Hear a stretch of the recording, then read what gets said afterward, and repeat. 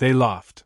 Across the marble expanse of the Imperial throne chamber, floating high above Earth's upper atmosphere, the Galactic Council cackled in unison, a chorus of haughty, multiform absurdity. Gold-plated robes shimmered under artificial starlight as they jeered at the screen, which displayed a looping, low-resolution clip, a blur of movement, 2 collapsed guards, and a fleeting silhouette in black. "This is what they fear," scoffed Councillor Harnex, his segmented mandibles twitching with amusement. "A man in pajamas." "He calls himself a ninja," another councillor drawled, twirling a crystalline goblet. "Ancient Earth myth. Martial monks who vanished into smoke and shadow. How quaint." On a raised platform at the room's center, Crown Prince Tzerak lounged with a languid arrogance only the galactically privileged could master. His armor gleamed, a living metal that pulsed with dark energy, yet his expression was that of a bored aristocrat forced to attend a children's play. "They cling to folklore because they have nothing else," he said, tapping a clawed finger against the arm of his chair. "Let them dream. I'd like to meet this ninja myself." "Shall we dispatch a platoon to retrieve him?" someone asked. Tzerak's eyes glittered. "No.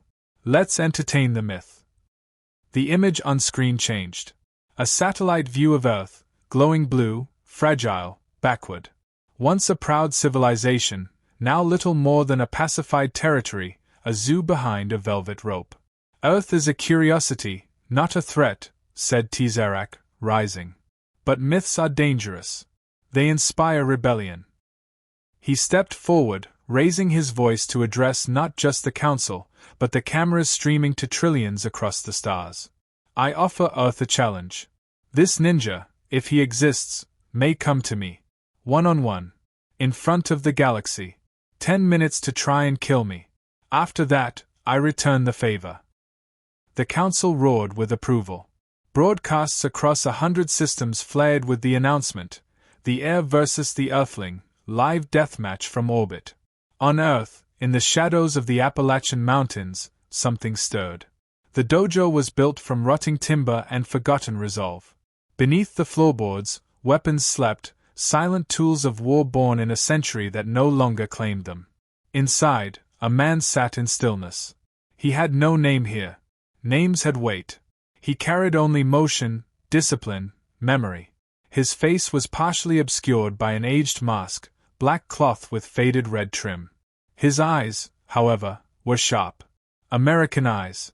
Battle-scarred, unblinking. He had watched the broadcast in silence. Not through a screen, but through a hacked Imperial relay, his fingers dancing across makeshift tech like a pianist recalling a symphony. When Tzerak made his declaration, the man didn't blink. He merely stood, walked to the wall, and lifted an object, a sheathed blade, old but cared for. The sword wasn't made of any galactic alloy. It didn't glow or hum.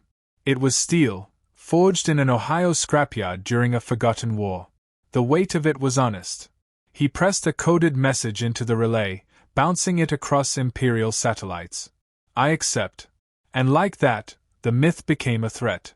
Elsewhere, in orbit, Tzerak smirked as the notification appeared before him. "Well," he said, stepping into the center of the broadcast arena, "let's see what Earth has left to offer." The arena was engineered spectacle, an open-air coliseum floating over North America. Atmospheric shields kept the air breathable. Gravity stabilized just enough to ensure acrobatics looked impressive on screen. The Empire spared no expense when it came to humiliation. Tzerak stood alone at its center.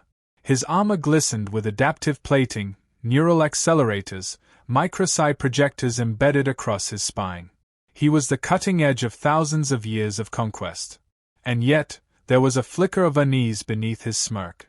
The ninja didn't arrive with fanfare. There was no shuttle.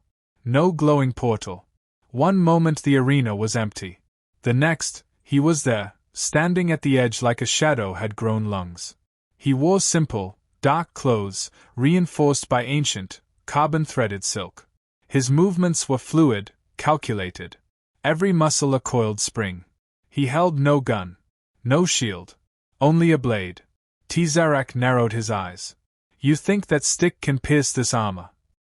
The ninja said nothing. This is your one chance to bow. Still silence. The camera drones hovered in a perfect arc, catching every angle of the standoff. Viewers across the galaxy leaned forward. This wasn't just spectacle anymore. It felt different. Tzerak scoffed. Begin, then. The ninja moved. He didn't run or charge. He vanished, motion so fast it looked like teleportation to untrained eyes. Tzerak spun, catching only the whisper of cloth as something grazed his shoulder. He turned too late. A cut opened along the edge of his gauntlet. The Heir stared at it. A scratch? But that metal was supposed to resist plasma.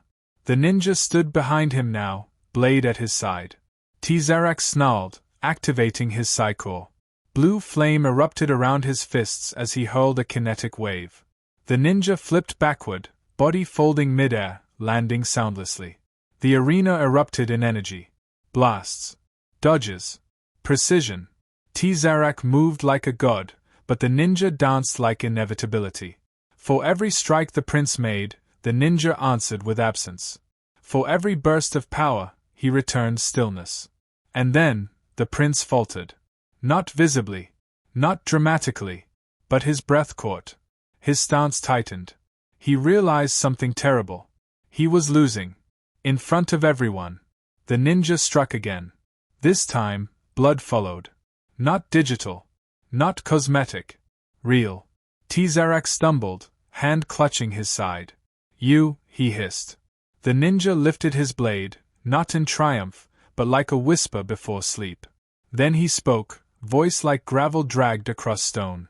You forgot what fear feels like. The feed cut to black. Billions watching screamed. And the last thing they saw before darkness? The ninja's silhouette, standing over a fallen heir. Unmoving. Eternal. The Empire fell silent. The silence after the broadcast was louder than the cheers before it. For nearly an hour, galactic networks went dark. The signal, interrupted midstream, showed no aftermath, no winner, no corpse. Just static. And in that static, the Empire found something it hadn't encountered in centuries. Doubt. Tzerak's command ship remained in orbit, locked in a no-fly protocol. No word from the Heir. No updates from the arena's AI. Attempts to override its security were met with looping audio files of old Earth jazz, Miles Davis and Coltrane, hissy and obscure. An insult. A warning. Inside that arena, among the shattered marble and still humming shield pylons, the ninja moved like a ghost through dying light. His body bore cuts now. Real ones. Thin ribbons across his ribs and forearms.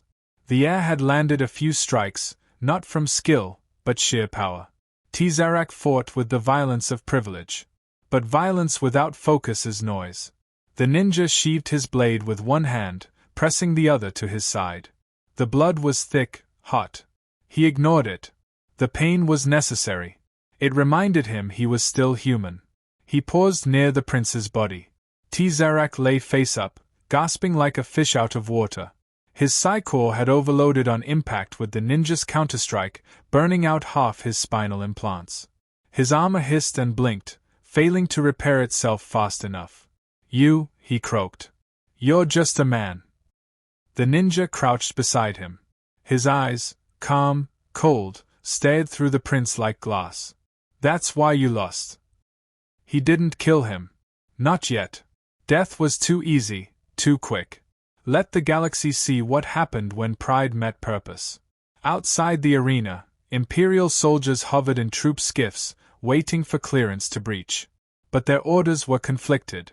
No one knew who was in charge. Without Tzerak, their authority fractured like glass. Some even powered down their weapons, uncertain whether they were about to become part of a trap. The ninja stepped into the central dais. Cameras rebooted one by one, rule-lined by unseen code. He stood in full view, lifting the prince's blade with one hand and snapping it across his knee. The pieces clattered like thunder. Then he spoke. To the people of the galaxy, your heir lives. For now. But know this, he will never be your emperor. He bled. He begged. And he lost. The feed cut again, but this time, on the ninja's terms. In the imperial capital, the empress watched in frozen silence. Her court, once filled with chatter and theater, stood paralyzed. No one dared speak her name. Her son's shame was now their shame. Her bloodline had faltered. "He is still alive?" she asked, the words acid in her throat. A trembling officer nodded. "Yes, Majesty. But crippled. His psychor is destroyed. He cannot walk." Her jaw clenched. "Then he is dead." Back on Earth, the ninja moved quickly. The arena's gravity was failing, its stabilizers flickering from the feedback loop he'd embedded into the architecture. It would collapse soon. Not dramatically, just enough to sink the spectacle into the Pacific. As he reached the maintenance corridors, he pulled off the mask. Sweat streaked his face. His expression wasn't one of triumph, but of grim necessity. This wasn't victory. It was message. He passed a dead guard, an avian humanoid, eyes still open in disbelief. The Empire had trained them well. But not for this. Not for him. He found a hidden panel in the floor, pried it open, and dropped into darkness. The old Earth tunnel systems, forgotten sewers, missile silos, Cold War bunkers, had become his veins. The Empire never truly saw the planet it conquered. They saw a trophy. He'd turned their blindness into his camouflage. By the time they entered the arena, he was long gone. 3 days later, the galaxy buzzed with theories. Was the ninja a weapon? A clone? An ancient AI gone rogue? Some believed he was the ghost of Earth's resistance. Others thought he was a puppet of the Empress herself, a false enemy meant to test the prince. But beneath the noise, something deeper stirred. Whispers of rebellion. Murmurs in the dark corners of empires. Species once bent under the boot began to ask, if one human can do this, what else have we underestimated? In the back alleys of starports, graffiti bloomed, one man, one blade, one lesson. And on Earth, deep in a forest untouched by satellites, the ninja knelt before a gravestone. It was simple. Unmarked. Just a small stone with a folded flag resting atop it. He said nothing. Only laid the broken hilt of Tzarak's blade at the foot of the grave. An offering. A debt paid. In the trees, a drone buzzed, Imperial, Recon class. He looked up, met its lens. He did not run. Let them watch. Let them wonder. Let them fear. The man didn't expect applause. He moved like smoke through a fractured world, navigating half-frozen ruins and satellites watching like vultures. The galaxy had seen him. They'd cheered, whispered, their eyes. But the man himself remained unchanged, silent, precise, burdened. His mission had never been glory. It was correction. Correction for a world forgotten. The Empire had not retaliated, yet. Its silence was not surrender. It was calculation. Somewhere, in citadels carved into asteroid fields, new heirs were being trained. New weapons designed. A ninja, they reasoned, could be replicated. Or eradicated. They misunderstood entirely. In the shadowed ruins of Detroit, the man met with a contact. A girl, barely 17, cybernetic implants glinting beneath torn sleeves. She called herself Thread. A gifted code splicer raised in the back alleys of Earth's occupation zones. "You made the Empire look mortal," she said, voice half awe, half fear. "They've locked every orbital gate. No off-world travel. They are scared." "They should be," the man replied. "But fear makes them stupid. Stupidity makes them dangerous." She handed him a small disk. Encrypted manifests. Movements of their quiet fleets. One's headed to South America. Looks like they're digging. He took it without question. "They're looking for the project." "Is it real?" she asked. "It was," he said. "But they buried it. Even I don't know where the core is." Thread leaned closer, voice low. "People are ready, you know. To fight. To follow." He looked at her, not unkindly. "Following got us conquered. Then what do we do? Strike. Vanish. Repeat." He left her there, vanishing again into smoke and silence. Not for fear, he wasn't hiding, but because spectacle wasn't strategy. What the Empire feared wasn't his blade. It was his idea. In orbit, the Empress seethed. She stood before a black screen, one hand clutching a glass orb that pulsed with her own blood. It was linked to Tzerak, what remained of him. The doctors had done what they could, but the boy was hollow now. No spine. No honor. No future. Begin Operation Ashwake, she said. Her generals stirred. Majesty, Ashwake hasn't been tested. That's the point, she snapped. The people believe in phantoms now. We'll show them fire. Within hours, entire Earth territories were flash-scanned. Cities once preserved as heritage zones were declared rogue. Laser grids burned across their sky. Streets turned molten. Statues of old resistance leaders, Washington, Mandela, Xian Liu, were vaporized in seconds. The message was clear: we are still gods. But gods don't flinch. And flinch they did, when their satellites blinked offline. Not all. Just enough. Enough to blind them at precisely the wrong moment. In the silence before dawn, a transmission broke through every guarded frequency. No image. Just a voice. You punish the soil because you can't find the seed. The words echoed across stations, devices, even inside battlecruiser HUDs. A second later, a single explosion lit up the Imperial terraformer off the Chilean coast. A blast from below, ancient Earth tech reawakened. Nothing digital. Nothing traceable. Just raw, angry physics. The ninja had returned. But this time, he wasn't alone. Pockets of resistance, once fractured and fearful, lit up like wildfire. Old alliances formed in whispered code, tribes in Kenya, outlaws in Luna's mining belts, rogue engineers from the Venus rings. Not armies. Just sparks. But enough. The Empire deployed in force. Titan warships. Biomechs with neurochain guns. Drones that could think faster than most generals. They blanketed Earth with a net of fire. And then it began. Not war. The hunt. They called him the Shadow Man now, a ghost in the machine. Reports surfaced of a man appearing in 50 places at once. One day in the streets of Sao Paulo, cutting power to an orbital gate.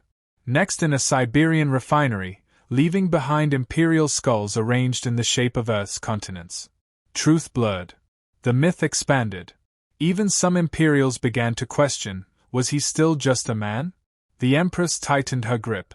This ends now. She took to Earth herself, aboard the dreadnought Omen's Mercy. A vessel the size of a continent, lined with living metal and thought hunters that could trace intention. He let her come. Not out of arrogance, but timing. In the ruins of Rome, chosen for symbolism, not strategy, he waited. And when her skiffs descended, when her guards surrounded the Colosseum's skeleton, he stepped out. No armor. No drones. Just steel and silence. The Empress approached, clad in tech that pulsed with godhood. Her voice, amplified across dimensions, rang out. You are one man. I command a billion. You command obedience, he said. That's not the same as loyalty. She raised her hand. You die now. He smiled. And every light in the city died. EMP. Old-fashioned. Brutal. Perfect. Her guards lost sync. Her tech spasmed. And he moved. The fight wasn't long. She was faster, stronger, armed with weapons layered across time and space. But he was precise. Every movement counted. Every breath a weapon. He didn't kill her. He carved the throne from her spine. Then he whispered into her broken ear. Empires are built on fear. You forgot what hope feels like.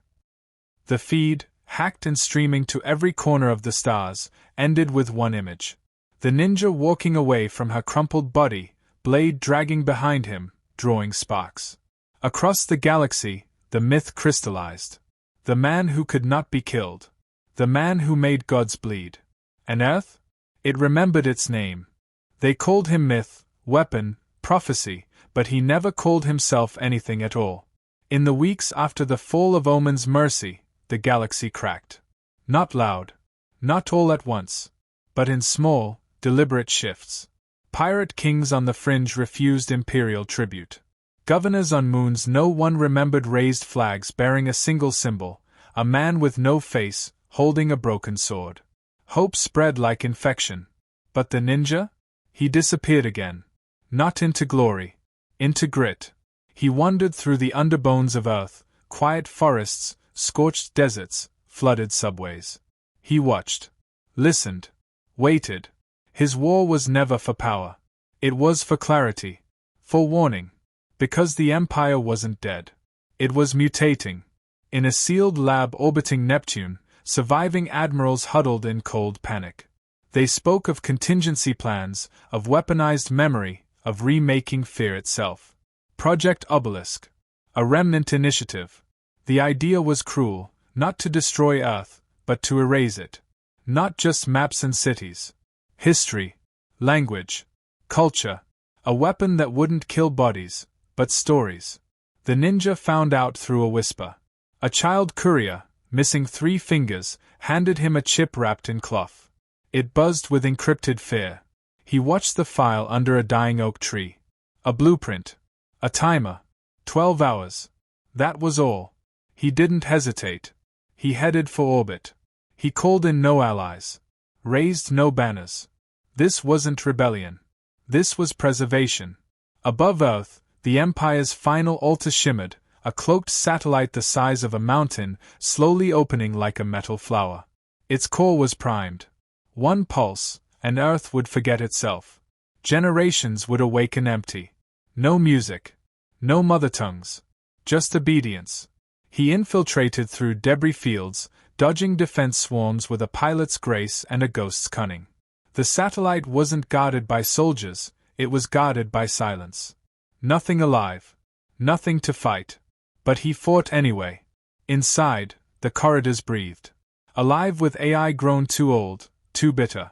Walls pulsed with coded dreams. The air tasted like ash and endings. He moved with purpose, every step echoing across generations. At the control nexus, he found it, a crystal core suspended in quantum freeze. The weapon hummed softly, ready to sing Earth's memory into oblivion. And guarding it, a figure. Not flesh. Not machine. An echo of himself. They'd built a copy. A combat mimetic forged from thousands of his recorded battles. His stance. His style. His hesitation. Every lesson he'd ever taught the galaxy, they had learned. The doppelganger didn't speak. It just drew a blade. The ninja paused. Then nodded. The fight wasn't poetic. It was raw, chaotic, jagged. Mirrors in collision. Blades sparked like forgotten suns. For the first time, he wasn't ahead, he was matched. Outguessed. Countered. The clone had no soul, but it had his memory. No fear. No fatigue. Just function. He bled. Deeply. But that pain? It reminded him who he was. Not perfect. Not a program. A man. And men break rules. He changed rhythm. Switched grip. Let his left arm fall limp, baiting the copy. It lunged. Predictable. His right hand, slick with blood, slammed a pulse grenade into the clone's chest. It detonated with a hollow crack, collapsing the synthetic spine in an instant. Silence returned. He staggered toward the core, breath shallow. His fingers hovered over the kill switch. Then stopped. Not destroy. Redirect. He adjusted the protocol, twisted the input channels, looped the weapon's memory collapse field. Then he activated it. Across the stars, Imperial data vaults shattered. Archives deleted. Propaganda burned. Not truth, but the lies. Centuries of rewritten history, gone in seconds. What remained was silence. And the chance to rebuild. He limped back through the halls, body failing but will intact. Before the satellite collapsed, he launched himself toward Earth in an emergency pod, fire chasing behind. He blacked out on descent. When he woke, it was rain he felt first. Cold. Honest. He lay in a crater, surrounded by wild grass and curious children. They didn't know his name. Only his story. And that was enough. In the distance, old songs returned. In hidden corners of the galaxy, new empires stirred, but differently now. Cautiously. Remembering. The myth of the unkillable ninja became something more dangerous than fear. It became belief. And Earth? Earth exhaled. Because even in a galaxy of tyrants, one truth had been carved into the stars. Stories, like blades, are sharpest when passed from hand to hand. And this story had only just begun.